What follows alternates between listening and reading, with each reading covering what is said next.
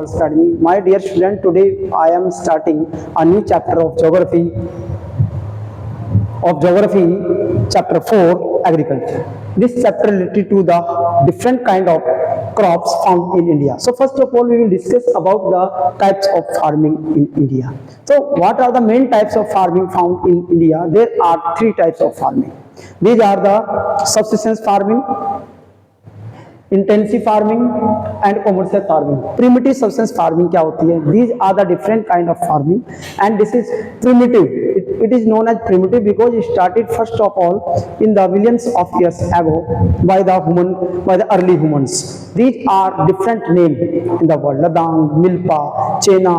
All these are the important name of this farming. This farming have related to the tribal people also. It is known as lesson 1 agriculture also. Shifting cultivation 9th class में हमने पढ़ा था. और shifting cultivation lesson 1 agriculture also known as the different names of this farming. इसमें primitive tools etc. they are used, but in this crop, in this farming, production of crop is very less. So it is different. Now intensive farming, these are different. Intensive farming वहाँ होती है जहाँ पर जनसंख्या population ज़्यादा होती है and area is less. For example, Japan, Indonesia, Bangladesh, India, Pakistan, Southeast Asian countries and African countries, South American countries are included in this type of farming. And in this type of farming, क्या होता है कि production अच्छा होता है due to pesticides, insecticides, machinery also used on large scale, and these are used for only consumptions. Okay students, now commercial farming. Commercial farming first rank rise हो रहा है इंटेंसिव फार्मिंग में, देन कमर्शियल फार्मिंग कन्वर्ट हो गया. Commercial farming totally related to the market activity, और market में बेची जाती हैं फसलें. तो वो सारी फसलों के रूप में क्या होता है कि ये कमर्शियल फार्मिंग ज़्यादा बड़े स्तर पे की जाती है इसमें, और इसमें मशीनरी का उपयोग बड़े स्तर पे होता है, और प्रोडक्शन जो होता है बहुत बड़े स्तर पे होता है. Plantation is also commercial farming, इसका एक एग्जाम्पल है. प्लांटेशन में कॉफ़ी, टी, बनाना, रबर और जूट एक्सेट्रा, और these are types crops are done of this commercial farming. इसमें एग्जाम में याद रखना सभी स्टूडेंट्स को मैं बता रहा हूँ, these are very important topic of this chapter. तो इसमें डिफरेंस आ जाता है कि what is the difference between commercial farming and intensive farming, या इंटेंसिव और प्रिमिटिव सब्सटेंस फार्मिंग. तो आप इसको याद करिए. Next, cropping pattern of India. You know that there are 3 cropping pattern found in India. Rabi crops होती हैं, also these are sown in the winter and rabi crops में अगर देखा जाए तो वीट और some pulses, gram, and these are the important example of the rabi crops. Kharif crop is the largest list of the crop found in this area. Jawar, bajra and ragi and rice, or all these are the main important. Jute हो गया, rubber हो गया, all these are the part of the rabi crops. Next, major crops in India, rice. तो भारत में different की फसलें होती हैं. तो इंडिया में जो फसलें इंडिया में दी जाती है उसमें सबसे बड़ी जो फसलें है वो है हमारे देश में rice. Rice is the most staple food crop of India found in different part. अगर मैप बनाऊं मैं यहाँ पर, तो मैप में अगर हम देखें, we will discuss about the map. So in the map these are the area of this crop. ये मैप की मैं कोशिश कर रहा हूँ बनाने की यहाँ पर, और बन जाए तो अच्छा होगा.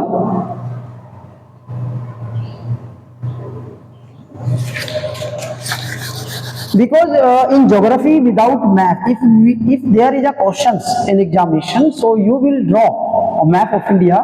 आप भारत का मैप बनाएंगे तो अच्छी बात होगी, और उसको उसके साथ साथ शो कर देना. अगर आप शो करेंगे तो it is very important for you, आपके लिए बहुत अच्छा रहेगा. बिकॉज इतना अच्छा रहेगा कि आपके मार्क्स बहुत कम डिडक्ट होंगे इसमें, और आप कम एक्सप्रेशन कर सकते हैं. जैसा भी मैप आप पे आता है, जैसा भी आप पे आता है, कोई जरूरी नहीं कि देखो, बिल्कुल मैं आपको एक चीज बता दूं इसमें सभी स्टूडेंट्स को कि जो मैप होता है हमारा, इसे बाद में लिख देंगे कोई बात नहीं. जो मैप होता है वो देखो एक्यूरेट तो नहीं हो सकता, बट आप ट्राई उसका कर सकते हैं कि भाई मैप बनाना है. So this is the map of India. जैसा मेरे से बना मैंने उसको ड्रॉ कर दिया। So students let's start from the area wise crops. Rice area, देखो इंडिया को अगर मैं ऐसे डिवाइड करूं फ्रॉम दिस एरिया ऐसे, दैट नोन एज, ठीक है, तो टोटल एरिया राइस एरिया है ये पूरा, because this area from the, अगर देखा जाए वो भारत की IST, उसके अगर हम राइट साइड में देखें जो ईस्टर्न, अगर भारत का ईस्टर्न एरिया जो हमारा है, ईस्टर्न एरियाज, ये स्टेट्स हैं जो, these are rich in rice, यहाँ पर राइस की फसलें बहुत ज्यादा होती है। आसाम हो गया, बहुत बड़ा प्रोड्यूसर है, वेस्ट बंगाल, छत्तीसगढ़, उड़ीसा, आंध्र प्रदेश, नीचे चले जाइए आप, Tamil Nadu, Kerala, these are the state which are the largest producer of the rice, और इसीलिए राइस सबसे बड़े स्तर पर भारत में खाई जाती है। और अगर मैं बात करूं यहाँ पर पंजाब की, Punjab state is here, then Haryana and Uttar Pradesh, some area of western Uttar Pradesh, this area, ये भी राइस का बहुत बड़ी कॉमर्शियल क्रॉप के रूप में होता है, वेस्टर्न उत्तर प्रदेश, हरियाणा और पंजाब में राइस। और राइस को आप लोगों को पता है it is a kharif crop, ये खरीफ क्रॉप है ये। तो एरिया वाइज आप सब बच्चे इसको क्या करेंगे, सब स्टडीज को अच्छी तरह से लर्न करेंगे। Now second crop is wheat. देखो मैंने बताया था ये जो rice area, this area here from this portion, this area is wheat area, wheat producing areas या state, wheat producing areas, all these states, Jammu Kashmir, Himachal Pradesh, Punjab, Haryana, Uttar Pradesh, also Gujarat and the Deccan plateau region, यहाँ पर जो डेक्कन प्लेटू रीजन है, this is the Madhya Pradesh also a important wheat producing states in India. ये भी आपको पता होना चाहिए। Second most important cereal crop है ये, खाई जाने वाली। तो आप लोग इसको अच्छी तरह ध्यान रखेंगे कि ये जो क्रॉप बनी है, ये जो व्हीट क्रॉप है, it is found in the western और north western part of India only, south में भी नहीं होता है ये, बट ये west north western part Bharat में, ये देखा जाए तो नॉर्थ वेस्टर्न जो पार्ट है उसमें ये क्रॉप होगी। Next millets. What are millets? In 2023-24 board examination there was a question in board examination, that is the what are millets. Millets क्या होते हैं? तो आपको बता दूं सभी बच्चों को, millets जो होते हैं वो क्या होते हैं, जवार, बाजरा एंड रागी। जवार, बाजरा, रागी are the millets. These are three important. These are coarse grain also. These are source of calcium carbonate and many minerals, proteins, etc. These are found in the different part of area. जवार, बाजरा, रागी अगर देखा जाए तो बाजरा यहाँ पर राजस्थान में सबसे ज्यादा होता है, फिर उत्तर प्रदेश में होता है, बिहार में होता है, बिहार में मेज बहुत ज्यादा होती है, आप सभी को पता। साउथ इंडिया में रागी और जवार बहुत बड़े स्तर पर होती है। नाउ नेक्स्ट, मेज एंड शुगर केन। आप सभी को पता होना चाहिए मेज is a kharif crop also, और ये गर्मियों में होती है। मेज is a food and fodder crop, require temperature 21 से 27 डिग्री जो है इसके सेल्सियस टेम्परेचर की जरूरत होती है, इसके लिए बरसात बहुत ज्यादा जरूरत होती है। तो different kinds of maize are use for in India. Now sugar cane is a commercial crop of Uttar Pradesh and some other state of India.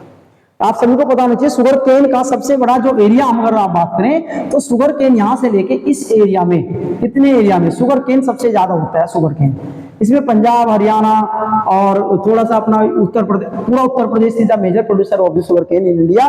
Bihar जो पोर्शन है इसमें, और ये एरिया, ये दिस एरिया इज नोन है द महाराष्ट्र। महाराष्ट्र में बहुत बड़े स्तर पे जो है शुगर केन होता है। ये खरीफ क्रॉप है, देखा जाए तो पूरे साल भर होता है, बट खरीफ क्रॉप काउंट होता है, तो it is importance. Now sugar cane के बाद टी एंड कॉफी, दोनों को मैं लेना चाहता हूं यहाँ पर, tea and coffee. These are the beverage crop in India. और टी आप सभी को पता है आसाम, ये वो उसमें आ सकता है, आप लोगों को याद रखना है ट्रांसलेशन क्रॉप है। और आसाम जो है it is the largest producer of T in India. उसके बाद नीलगिरी की पहाड़ियां यहाँ पर इस तरह से, इसमें क्रॉस में लगा रहा हूं, these are the tea area producer, यहाँ पर भी बहुत बड़ी स्तर पर होती है। Coffee also use in the Karnataka, Baba Budan hills आप जानते हैं, तो कर्नाटका में भी कॉफी बड़े स्तर पे की जाती है। Now rubber is a equatorial crop. Equatorial का मतलब है कि जो इक्वेटर है, अगर इक्वेटर जो बीच में गई है, यहाँ पर ज्यादा टेम्परेचर होते हैं, साल भर कोई बरसात, पूरे साल भर बरसात होती है, गर्मी होती है, तो यहाँ की फसलें आई, ये कौन सी फसलें, ये तो ये अंडमान निकोबार जो नीचे है बना यहाँ पर, और केरला और इस एरिया में जो है ये बड़े स्तर पे रबर होती है, केवल साउथ इंडिया में, साउथ ईस्ट इंडिया में अंडमान निकोबार और केरला इसका प्रोड्यूसर है रबर का। Now jute is known as the golden fibre कहा जाता है, गोल्डन फाइबर जूट को। और जूट का सबसे बड़ा जो प्रोड्यूसर स्टेट है वो है आपका, दो ही है वैसे तो, बांग्लादेश बड़ा प्रोड्यूसर है पूरे वर्ल्ड में, लेकिन रॉ जूट इंडिया से होती है तो वो वेस्ट बंगाल, उड़ीसा बहुत बड़े प्रोड्यूसर, आसाम में भी जूट होती है, उत्तर प्रदेश के कुछ भाग, बिहार में भी जूट की जाती है। It is very important. तो स्टूडेंट्स ये पोर्शन हो गया। अब हमारा जो लास्ट पोर्शन बचता है वो बचता है टेक्नोलॉजिकल इंस्टीट्यूशन रिफॉर्म। देखा जाए तो इसमें बहुत सारे क्वेश्चन है कि भाई एग्रीकल्चर में आज के टाइम में इन्वेस्ट नहीं कर रहा है वुमन और फार्मर इससे पीछे जा रहा है, फार्मर नहीं चाह रहा कि भाई इसमें मैं इन्वेस्ट करूं। उसके पीछे बहुत सारे कारण हैं, क्योंकि इसमें क्या हो सकता है कि लागत तो ज्यादा है, सब्सिडी कम होती जा रही है, किसानों बहुत परेशान आज के टाइम में। सो वो नहीं चाह रहा कि मेरा बच्चा जो, मेरा लड़का जो है, मेरे जो आगे वंशावली है वो इन्वॉल्व हो इसमें एग्रीकल्चर में, इसलिए वो क्या कर रहा है कि पीछे हट रहा है एग्रीकल्चर से। ये एक बहुत बड़ी प्रॉब्लम है। पॉपुलेशन बढ़ रही है तो भाई इसके लिए खाने के लिए चाहिए, किसान को अन्नदाता कहा जाता है, उसका हमें ध्यान रखना चाहिए। तो उसके लिए क्या होता है, टेक्नोलॉजिकल रिफॉर्म गवर्नमेंट ने चलाया, कुछ रिफॉर्म गवर्नमेंट कर रही है। जैसे कि आप लोगों को बता दूं मैं, अगर क्वेश्चन ये भी बहुत इंपॉर्टेंट होता है कि टेक्नोलॉजिकल और इंस्टीट्यूशनल रिफॉर्म क्या होता है। जैसे चकबंदी ऑफ कलेक्टिवाइजेशन पॉलिसी गवर्नमेंट ने चलाई, फर्स्ट पंचवर्षीय योजना जब गवर्नमेंट ने लॉन्च की तो उसमें ही क्या किया था, एग्रीकल्चर प्लानिंग करनी शुरू कर दी थी इसमें। और उधर green revolution also important part. Green revolution start in 1967 in India. तो ग्रीन रेवोल्यूशन का इम्पैक्ट ये हुआ कि व्हीट और राइस की खेती पर इसका सबसे बड़ा प्रभाव पड़ा और इंडिया एक सफिशिएंट, एक बड़ा प्रोड्यूसर बन गया आज के इस टाइम में। तो आज ग्रीन रेवोल्यूशन का ही परिणाम है कि ये पूरा एरिया अपना, पंजाब से लेके ये पूरा area, these are the result of the largest producer of the many grains, wheat, rice, maize etcetera due to green revolution. Okay, next, government prepare a Kisan credit card for farmers, weather bulletin पेश करती है, उसके लिए subsidy provide करती है, and many more things हैं जो government दे रही है किसानों को। पर्सनल एक्सीडेंट इंश्योरेंस प्रोवाइड कर रही है ताकि किसानों की डेथ हो जाती है तो उनको मुआवजा मिल सके। ये सब चीजें हैं, these are the important things that, ये कॉमन आप याद रखना कि ये रिफॉर्म है जो गवर्नमेंट स्टार्ट कर रही है। सो एग्रीकल्चर चैप्टर का हमारे इसमें हमने यही पढ़ा है कि क्या क्या हो रहा है, किस तरह से कौन कौन सी क्रॉप है, किस तरह से वो मतलब जो भारतीय कृषि विभाग में उगाई जाती है। Okay students, thanks.